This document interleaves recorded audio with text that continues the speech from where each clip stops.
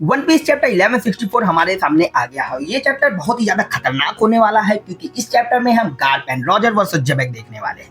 तो बिना किसी देरी के चैप्टर को स्टार्ट करते हैं। उससे पहले अगर आप वीडियो पे नए हैं तो make sure to subscribe the channel and like the video. तो चलिए हम चैप्टर को शुरू करते हैं। चैप्टर का टाइटल है the blood of the Davy, जिससे हमको पता चलता है इस चैप्टर में हमको डेवी क्लैन के लीनियज के बारे में पूरी तरीके से बताया जाएगा। Joy Boy and Davy G Jones के बारे में भी बताया जाएगा। और डेवी जी जोन्स के हमको पता है कि जो आखिरी मेंबर है डेवी क्लैन का वो है ब्लैकबियर्ड। आगे हम देखते हैं हमारे पास कवर स्टोरी है। कवर स्टोरी में एक बनी को दिखाया जाता है जो कि सेम मिहॉक के जैसे टोपी पहनती है, मिहॉक के जैसे ही केप पहनती है, जिसे देख के पेरोना उसको पकड़ने की कोशिश करती है। इससे हमको ये लगता है कि ओडा सन से जल्दी ही मांगा में मिहॉक की एंट्री कराने वाले हैं। हम आगे देखते हैं, चैप्टर को स्टार्ट करते हैं। आगे पढ़ते हैं कि रॉक्स डोमिक रिवर्स में के थ्रू कंट्रोल में आ रहा होता है, बहुत ज्यादा दर्द में होता है, जिससे वो चिल्ला रहा होता है, जिसे देख के व्हाइट बियर्ड कहता है कि तुम्हें क्या हो रहा है रॉक्स।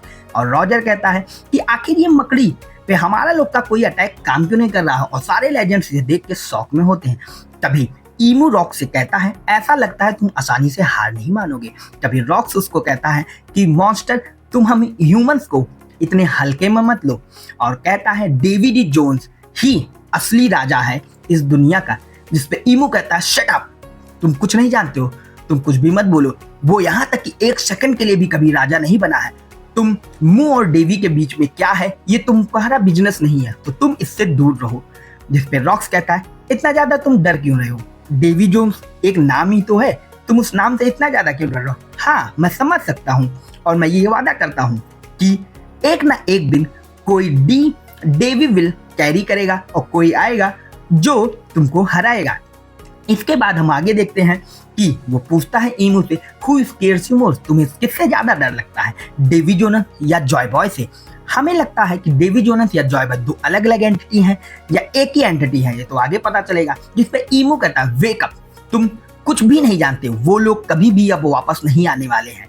मैंने उनसे छुटकारा पा लिया है, बस मुझे तुम्हें मारने की देरी है। जिसके बाद वो कहता है कि मेरे पास बहुत ही ज्यादा ताकतवर सोल्जर्स हैं जो बहुत बड़े बड़े हैं और जिनको मैंने आसानी से अपने बस में कर लिया है। जिसपे रॉक्स कहता है तुम जायंट्स की बात कर रहे हो, यू बास्टर्ड, मेरा दोस्त हेरल्ड को तुम टच करने के बारे में सोचना भी मत, वो लोग केवल आसानी से जिंदगी जीना चाहते हैं। जिसपे ईमू कहता है हाँ मैं भी तो वही कह रहा हूँ कि वो लोग एक पीसफुली जिंदगी जी सकते हैं, ये उनके लिए बहुत ही सुनहरा मौका है कि वो लोग आसानी से जिंदगी पीसफुली जिए। उनको मैनिपुलेट करना बड़ा आसान है, ऐसा राजा बार बार नहीं आता है।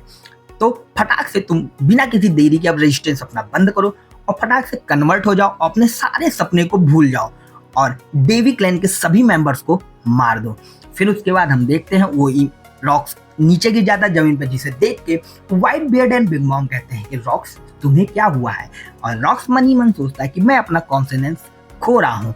इसके बाद हम देखते हैं रॉक्स खड़ा होता है और रॉक्स पूरा डीमन में बड़े बड़े सींग, बड़े बड़े दांत और बड़े से क्या कहते हैं विंग्स उसके निकल आते हैं और फुल्ली डीमन में कन्वर्ट हो जाता है। और ईमू रॉक्स के थ्रू कहती है कि डेवी क्लैन के सभी बंदों को मार दो और जो भी इसके बीच में आए उन सभी को भी मार दो। जिसपे बिग मॉम आगे कहती है रॉक्स तुम बहुत ज्यादा बड़े हो गए हो। जिसपे रॉक्स कहता है कि मेरे सामने से हट जाओ, मुझे इस लीनेज को पूरी तरीके से वाइप आउट करना है पूरे हिस्ट्री से। जिसके बाद वो कूद के काइडो के ऊपर जंप करता है और काइडो को उठा के माउंटेन पे दे मारता है। इसे देख के बिग मॉम कहती है रॉक्स आखिर तुम ये क्या कर रहे हो। उसके बाद रॉक्स बिग मॉम की तरफ जाता है, बिग मॉम को भी एक स्लैश से डिफीट कर देता है। जिसे देख के व्हाइट बियर्ड जोरो के तरीके बहुत ज्यादा कूल एंड काम होता है और रॉक्स से पूछता है क्या तुम अपने रास्ते से हटाना चाहते हो। तभी रॉक्स कहता है यस। उसके बाद हम बहुत ही खतरनाक क्लैश देखते हैं।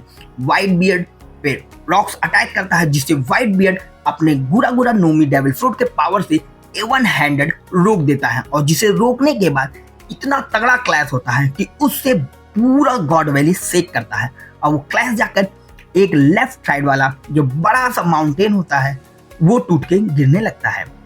फिर आगे हम देखते हैं नॉर्थ ईस्ट कोस्ट पे कुछ सेलेस्टियल ड्रैगन्स मरीन वाले से कहते हैं अगर हम लोगों को कुछ भी हुआ तो हम तुम लोगों को छोड़ेंगे नहीं।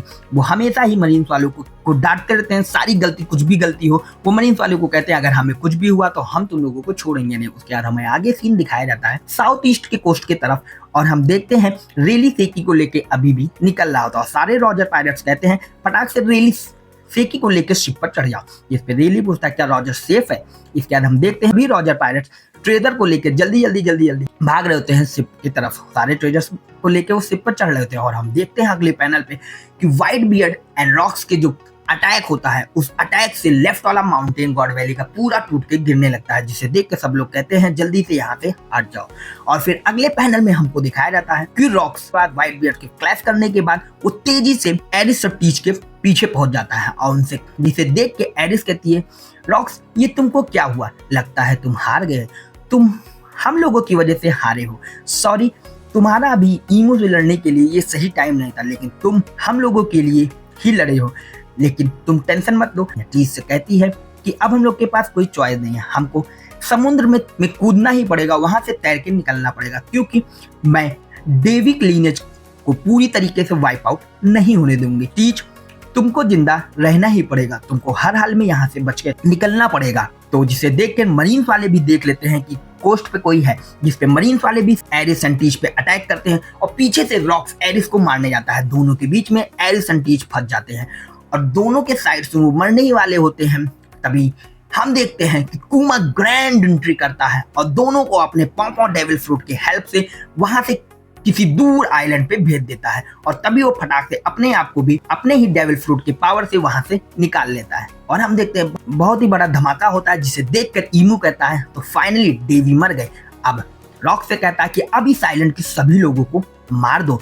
फिर हम देखते हैं हमको सीन शिफ्ट होता है और हम देखते हैं एक मरीन सोल्जर गार्ड से कहता है कि वाइस एडमिरल आपको जल्दी से आइलैंड से निकलना पड़ेगा। तभी गार्ड कहता है how many people are left inside the island, तुम लोग जल्दी से निकलो, तुम मुझे मत बताओ, तुम लोगों का बचना यहाँ से जरूरी है। Where are you Roger. तभी रॉजर पायरेट्स के सभी लोग कहते हैं रॉजर कहाँ हो। हमको दिखाया जाए रॉजर कहता है तुम लोग परेशान मत हो, जैसे ही सब लोग शिप पे असेंबल हो जाओ मुझे बताओ, ठीक है। फिर सीन शिफ्ट और हम देखते हैं रॉक्स एक एक करके सभी पायरेट्स को मार रहा होता है उस आइलैंड पे।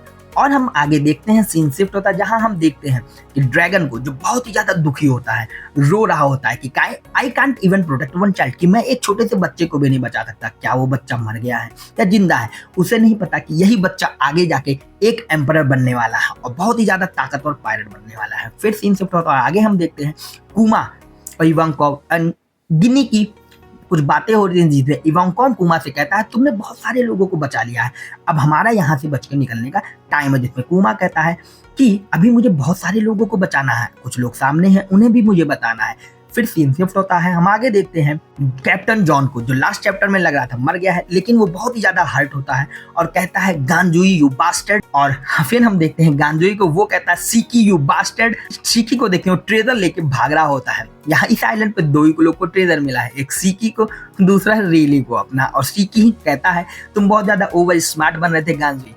फिर आगे हम देखते हैं कि हमको बताया जाता है कि सभी शिप क्या कहते हैं आइलैंड से दूर हो जाओ, क्योंकि यहाँ पे बहुत ज्यादा क्लैश हो रहा है, जिससे सारी शिप्स डिस्ट्रॉय हो सकती हैं। फिर इसके बाद हम देखते हैं everyone head to the coast और हमको दिखाया जाता है सभी लोग कहते हैं कि कोस्ट की तरफ जाओ, वी नीड स्ट्रेचर, हमको स्ट्रेचर्स की जरूरत है, क्योंकि यहाँ बहुत सारे लोग घायल हैं, पूरा जंगल जल रहा है और यहाँ पे हम फंस जाएंगे, तो जल्दी से स्ट्रेचर लेके आओ, हमको सबको लोगों को बचाना पड़ेगा। फिर हम आगे देखते हैं रॉजर एंड गार्ड कह रहे होते हैं सो योरसेल्फ रॉक्स, रॉक्स तुम हमारे सामने आओ। फिर हम देखते हैं रॉक्स उन दोनों के सामने आ जाता है, जिसपे गार्ड कहता है what a hilarious figure you have turn into. Guard कहता है कि तुम कितने खतरनाक डीमन में ट्रांसफॉर्म हो गया, आखिर तुमको क्या हुआ है रॉक्स। जिसपे रॉजर कहता है कि तुम मेरे किसी भी एक क्रूमेट्स को नहीं मार सकते हो रॉक्स। फिर हमको दिखाया जाता है कि rocks vice of all thing के थ्रू दोनों के माइंड में कुछ बातें भेजता है और वो बातें ईमू को सुनाई नहीं देती है और वो उनसे कहता है और बहुत ही रोते हुए अपने जान की भीख मांगते हुए कहता है कि गार्प एंड रॉजर तुम मुझे प्लीज मार दो। जिसके बाद हम देखते हैं बहुत ही खतरनाक पैनल में कि रॉक्स, रॉजर एंड गार्प तीनों का क्लैश होने वाला है। रॉक्स, गार्प एंड रॉजर की फाइट होने वाला है। ये फाइट बहुत ही खतरनाक होने वाली है, जो हम अगले चैप्टर में देखने वाले हैं। अगले चैप्टर के लिए मैं बहुत ज्यादा एक्साइटेड हूँ, the apex of the God valley incident. और गॉड वैली की लेजेंडरी फाइट बिगिन हो गई। हमको पता चल जाता है आखिर क्यों गार्प एंड रॉजर एक साथ आके रॉक्स को डिफीट करते हैं। आखिर रॉक्सी कहता है कि रॉक्सी उन दोनों से कहता है कि मुझको मार दो। तो हम अगले चैप्टर में इनकी फाइट देखने वाले हैं और ये चैप्टर बहुत ही ज्यादा खतरनाक हुआ। अगर आप यहाँ तक अभी तक देख रहे हैं तो चैनल को सब्सक्राइब करिए, वीडियो को लाइक करिए। Thanks for watching. अगले हफ्ते कोई ब्रेक नहीं है guys. See you, tata, bye bye.